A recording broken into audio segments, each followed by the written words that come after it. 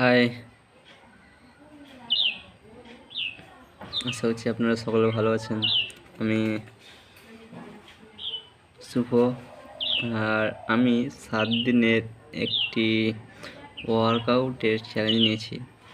আপনারা জানেন আমি কনসিস্টেন্সিভাবে কাজ করি না বা করতে পারি না।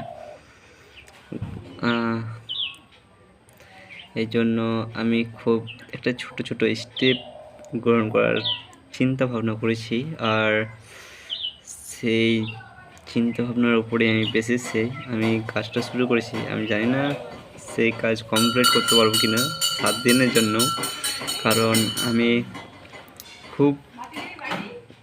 আমার মধ্যে খুব কম ধৈর্য রয়েছে আর আমি কনসিস্টেন্সিভাবে কাজটা করে যেতে পারি না। এই জন্য খুব অল্প দিনের আর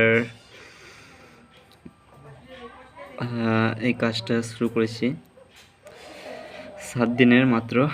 এখন 7 দিনের যদি কমপ্লিট করতে পারি তারপর আবার নেক্সট স্টেপ গ্রহণ করব আমি। যাই হোক, এইটুকু বলার ছিল আপনাদের কাছে।